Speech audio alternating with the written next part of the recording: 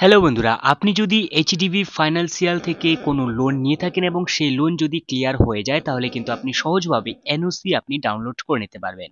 আজকের এই ভিডিওটির মাধ্যমে দেখিয়ে দেওয়া হয়েছে আপনি লোন নেওয়ার সময় যে ইমেল দিয়েছেন সেই ইমেলে একটি ইমেল আসবে এবং সেখানে কিন্তু আপনি একটি পিডিএফ পেয়ে যাবেন, সেই পিডিএফ ডাউনলোড করে নেবেন। ডাউনলোড করার সময় কিন্তু আপনাকে যেটা একটি পাসওয়ার্ড দিতে হবে, ঠিক আছে? তো আপনি দেখতে পাচ্ছেন এই পিডিএফটি ডাউনলোড আমি করে নেব। করে নেওয়ার আগে আপনাকে একটি পাসওয়ার্ড দিতে হবে, মানে করার পরে আপনাকে পাসওয়ার্ড দিতে হবে, ঠিক আছে? তো পাসওয়ার্ডটি আপনাকে যেটা দিতে হবে সেটা হচ্ছে আপনার নাম, মনে করুন রাজীব, ঠিক আছে? এবং আপনার ডেট অফ বার্থ রয়েছে যেটা 01/12 এবং 1978, ঠিক আছে? এটা রয়েছে আপনার ডেট অফ বার্থ। তো আপনার নাম যেটা রাজীব রয়েছে, তো আপনি কি করবেন, রাজীবের RAJE পর্যন্ত আপনাকে নিতে হবে এবং আপনার যে RAJE এবং আপনার ডেট অ্যান্ড মান্থ আপনাকে নিতে হবে, ঠিক আছে?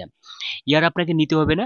তো আপনাকে ক্যাপিটালে দিতে হবে RAJE এবং আপনার ডেট অ্যান্ড মান্থ আপনাকে দিতে হবে, ঠিক আছে? এটা হচ্ছে আপনার পাসওয়ার্ড।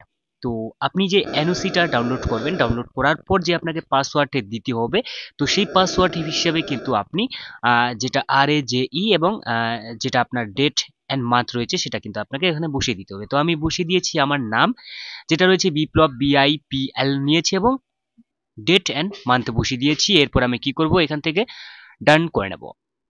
ডান করলেই কিন্তু আপনি দেখতে পাচ্ছেন যে আমার এনওসি এটা কিন্তু ডাউনলোড হয়ে মানে এখানে চলে এসেছে, ঠিক আছে?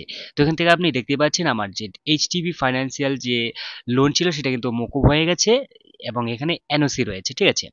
তো এইভাবে কিন্তু আপনি এইচডিবি ফাইন্যান্সিয়াল থেকে কিন্তু আপনার এনওসি আপনি সহজভাবে ডাউনলোড করে নিতে পারবেন। তো এই ছিল আজকে ছোট্ট একটা ভিডিও। দেখা হচ্ছে পরবর্তী নতুন ভিডিওতে। ততক্ষণের জন্য অবশ্যই ভালো থাকবেন, সুস্থ থাকবেন। Bye bye.